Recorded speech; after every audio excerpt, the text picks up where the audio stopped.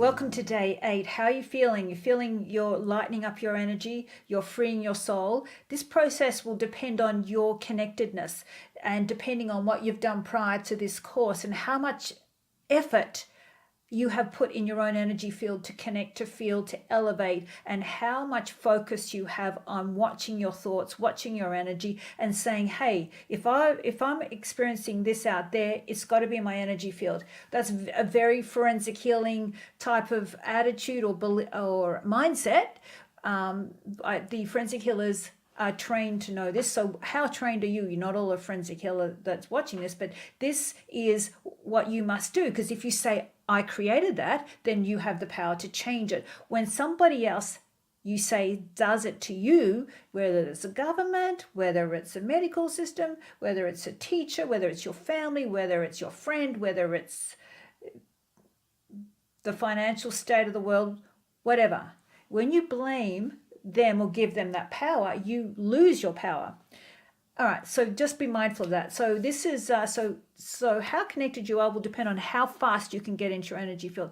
But even so, sometimes you go, I've done everything, but I'm still stuck. Well, rituals can bind your soul because rituals are done with a formula. Religion is full of rituals and they're super powerful. Religion uses the energy of so many things. It uses smell, it uses sight, it uses words of power, it uses a consciousness, codes, Fibonacci coding they've thrown in there. It goes in multidimensional and the colors are, often in churches you see mandala type colors in the windows. Now that activates your third eye, it activates your energy centers, and then you've got the myrrh, which also activates your senses and your energy centers, and they get in there. So that is how you can get in there. Then they do a form of like baptism, and then the priest goes and does that little cross over the third eye here. Cross off, don't connect. Let me just cross off your third eye over here. Sign of the cross. Crossing off your heart, blocking your connection to yourself and letting them have it. And I was very much coded like that. Like I was really committed to religion because I just was born that way. I've been coded for centuries. Now I'm very much not religious, and I'm just using universal laws. So I'm not against anyone who's religious or whatever you believe, but if you're wondering why your life isn't working, well then you're coded, you're programmed for something, and we need to undo it. Okay, so how are rituals done? They're done by incantations, spells. Spells use wording, storytelling, fire. A funeral's a ritual, and just using energy and depending on like the level of the ritual, depending on the power it has. Some people go to the darkest of dark and they do blood sacrifice, and they use that because then they take the suffering that has been endured by the animal, and Satanists use children, and that is a power for them to go and also have power over others. It's pretty disgusting. When you're baptized, you're given when you're born, you're given a birth certificate. Now that has a whole coding behind it. It's like the birth canal of a ship, and then you're the cargo. The cargo is you're given a number. That's why you have a birth certificate number, and you become then property of the government. So there's all these sorts of things, and when you go to court and all this, you are more like the servant, and the judge wields power over you. That's why you don't have any power, and that's got a whole formula to it as well. It's when you unlock and start looking at how this is all done over your soul, then you'll be able to free yourself. But look, I've done enough research. This is because I want to know how we get, as I said, I want to know what is done to us so I can reverse it. So this process is reversing what's done to you. And you do rituals without even thinking about it. You get up in the morning and it's your morning ritual to get out of bed and do whatever. Do you get out of bed, look in the mirror and go, here I go again, another you know, bad day or something, whatever, you are unconscious doing your ritual. That's why you've got to be conscious of creating a positive ritual, but we're going to undo the negative rituals. So as I go through in your PDF, you know, you've got a mortgage over you. So that is, it's another contract for you. So it's a whole ritual to sign a contract, and now you are bound by the bank and you feel this burden to owe them, and then you carry that. You carry this burden. Legal system have rituals. Halloween is a really dark ritual. Now, I never knew about Halloween until, you know, didn't really know what they did at Halloween until I went to America many years ago. I was in my early 20s, and I remember just walking past a shop, and they had this doll with blood on it, and then like she's like got a knife in her or something, and there's blood everywhere on this doll, and it shocked me. I'm like, what? And the thing is that that's actually, no one gets shocked with that. That's just so normal because it becomes the norm to do all this horror stuff and dress up as ugly, scary things. Well, that is a ritual, and that is the time that the Cabal and the Illuminati and all the Satanists go out and they actually commit the most crimes and the most killings, and they go fuel themselves with energy to go, you know, do more dark stuff and have more control over us and, you know, continue the suffering. So, you know, like I watch people do, you know, they do that ritual, and I'm thinking, do you know what you're doing? Do you know what you're invoking when you go do a dark ritual of blood sacrifice? It's a lot of blood and a lot of gore. So although you might say it's a bit of fun, well, you know what's a ritual?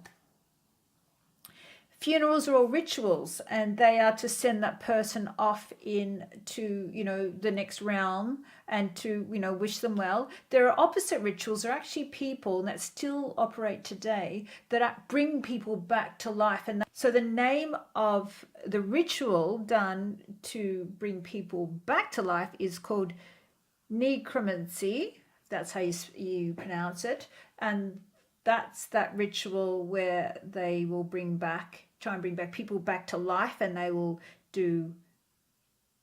use dark energy. They'll use warm live blood and pour it back in the person who's dead, and all these other incantations and just disgusting things, really the dark of the dark. And that will bring them, that can bring people back, and because it's just got this energy about it, and that will they try and get the secrets from that person. Okay, so tell us more about what before you died, what you knew, or what happened. Say they died at a crime scene or something like that.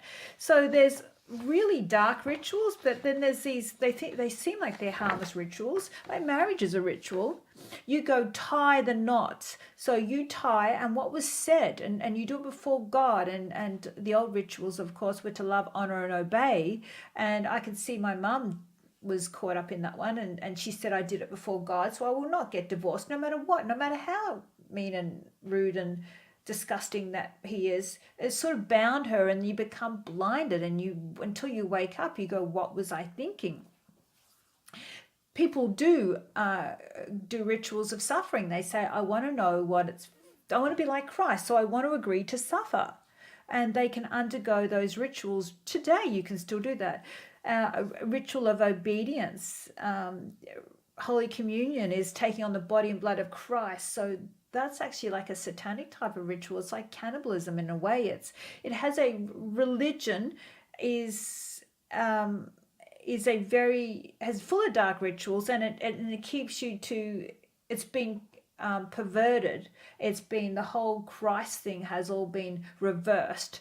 Instead of for freedom, it's actually binding you to a life of suffering and sacrifice and all of that. So anyway, what this module today is looking at what has programmed you.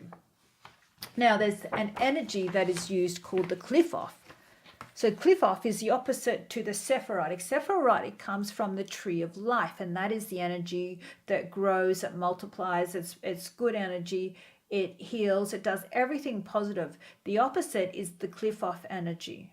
So the cliff office energy is called Tree of Death, and that's where it can be invoked to cause anything that's chaotic, anything that's dark, anything that's painful, to anything that's controlling, anything that's to inflict suffering, to inflict harm.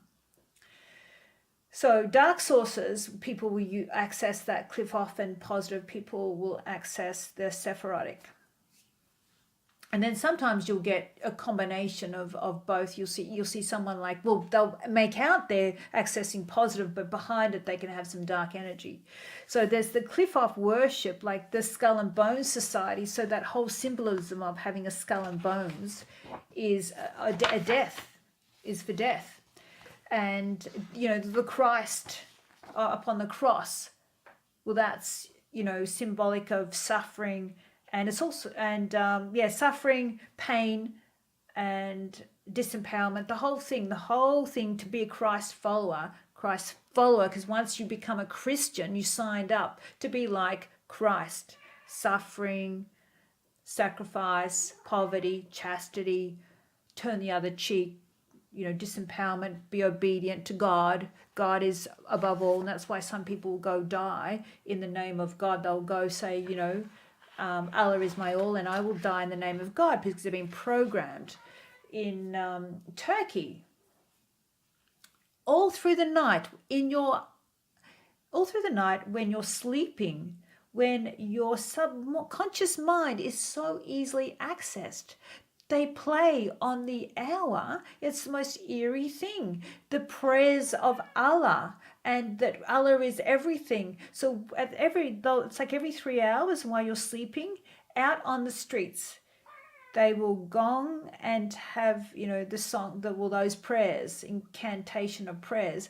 So you wonder why people from other countries like that are subjected to that are so controlled, because all of those rituals, and then they have to stop and pray. They just do it robotically, but robotically they keep themselves in a program. So we've got to get out of this being robotic. And here's some names of cliff off. They're like Lith, women of the night, Gamal, absence of ass, Set Tyrell, concealers. So now is some time to reflect and to look at how you've been programmed, what rituals have been put on you, because even though you may not be a follower of religion, or, you know, maybe you've got some mortgages that are just hanging over you, whatever, it's like they take a mortgage over you, because if you're a product or you are owned by the government, you're just disposable to them. Then the same will, and they also run all the banks. When you sign up over a mortgage, you are indebted, and it's like they have this power and control over you. And you want to be free of that. You want to cancel these rituals and debts as well that are put on you energetically, and so that you have choice over how you run your life. So I'll also include mortgages in this, because you've signed over you. So what I'd like you to do, just a bit on the Fibonacci code. So the Fibonacci code is, you know, the sequences of numbers. There's 0, 1, 1, 2, 3, 5, 8, 13, 21, 34, etc. They keep doubling up. And that is how nature heals. It's encoded in nature. It's, you know, the spirals. It comes from Leonardo of Pisa. So they're called the Arabic numerals. Anyway, so that's a code. It's the code of how nature heals. So they've taken that code and popped it in religion. And it's in the Bible under numbers, but the numbers are converted in words. So behind the words have a special numbers and the way the words are said. And that's how Moses parted the Red Sea. You know, he said certain words, and then voila. That's why some people say certain words, and voila, things can just code you. And all of the way this is all done and is hidden from us, so we don't really know the powers. I don't know everything, but I know enough to work out how to reverse what they've done. So what you now need to do is think of all the rituals that you have undertaken in your life so they can be removed. Because I know that I've been baptized in the Catholic Church, I've had my first Holy Communion, I had my confirmation to take on a saint's name when I was 12 or something. Then I was baptized in the Mormon Church. Again, I committed to being like Jesus. So I really had a lot of rituals to release from my energy field because I was set up for martyrdom. I should have been canonized as saint, really. I was on my way. The saintly things I would allow my body to be subject to. It was like, I'll take the hit. I'll get myself up on the cross. So that was kind of a belief system that I didn't even see I had. And I wondered why everything was going so wrong, because behind my energy, I had been coded. So I torn up my baptismal certificate. There'll be some, when we go into how you're going to do this, how you're going to reverse the ritual, there'll be some options that you can add to release yourself. But for this day, I want you to start looking at what are the rituals. Have you been confirmed? Do you have bank mortgages? Have you said certain things to people? Have you made promises? Because in emotion, that causes a binding and a ritual that's done. During Christmas, like it's like worshiping, like reminding that the Christ was born, the Savior of the world. So there's all these kind of rituals that you've just got to pull apart, and why do you do it? Like, and work it out. Like Easter is that, to commemorate. You've got rituals such as we have Anzac Day, that was to remember those that have gone before us. And I just look at that whole ritual to program children and to let them, remind them of the war and the suffering, and that is what you're supposed to do. And I'm not saying that we shouldn't be reminded of our loved ones that have gone before us, but all the wars are just false flags anyway. And then we just kept getting fed that that's what life is. It's full of war, and we feed that to children, and then they say, I'll go sign up like my grandfather did. I'll go sign up and give my life for a false flag, a false war that's been created by the governments to get power over us. So hopefully I'm not scaring you too much with some of this information that I'm giving out. But look, you can look up anything I say, false flags or whatever. Now, it's a free world today. You don't have to take my word for any of this. I want you to know for yourself. I don't want people to take my word for the information I give out. I want you to know and make up your own mind. Otherwise, I'm leading you. Otherwise, I have your power, and I don't want your power. I want you to take your own power back and do all your research. But think. You got to go start thinking about the universal laws of everything that you've done. So that's what you've got to start doing, because you've got to undo the past, because it's bound your soul.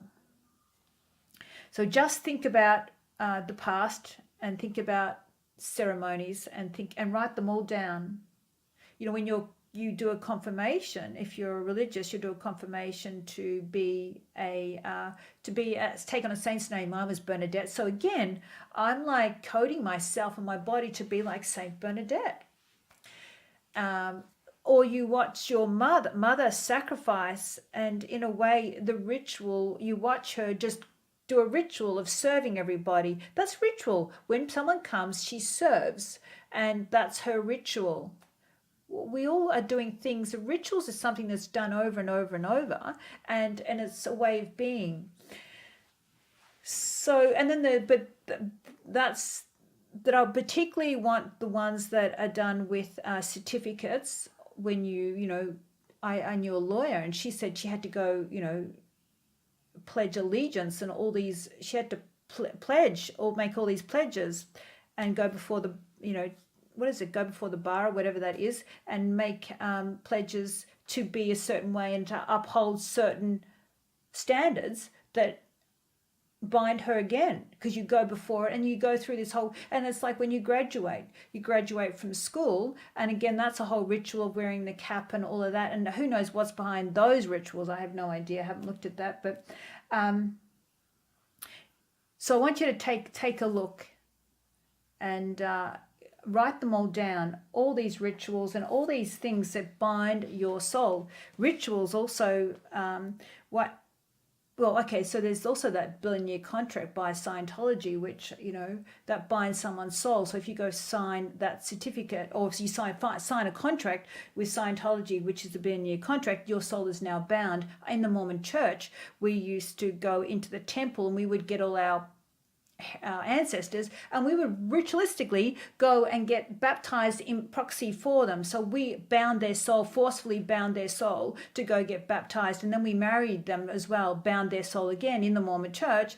So we were binding souls that were dead as well. So it sounds so bizarre, but see, I wasn't thinking. They go, oh no, well, this is an option for your ancestors to have free life and be with God and those sort of things. But that's what they do in those temples. They go and you do a ritual of all these names. They just like all the genealogy names are all in there, and then you go, okay, so you take a name and then you go baptize for that person. You go do, I can't even remember what else you do, but you go bind all their soul up into a religion that is just a control system.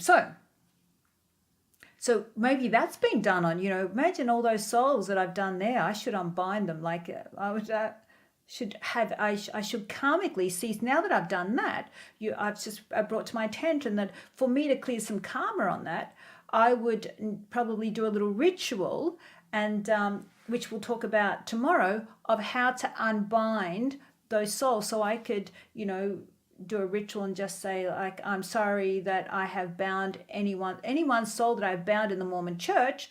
I would release that. So tomorrow we'll work out how to unbind all those things. But again, that's karma on me. And so I need to write that one down, that I would unbind somebody else. Yeah. So, okay. So I want you to reverse ritual. There's a little thing there, little box there, or you can use your own list to start writing down anything that's been a type of ritual that you have encountered on yourself, or maybe you've done on somebody else that you should release from them as well. So, because that's karmically good. That's a karmically good thing, where we're here to unbind and not bind people to ourselves. Because if we have bound someone to us and they don't really want to be bound, or we bound them to be obedient or anything like that, then that's like not freeing their soul. So put that in there as well, and then we'll address that tomorrow. All right. So take care, and we'll see you soon. All right. Thank you.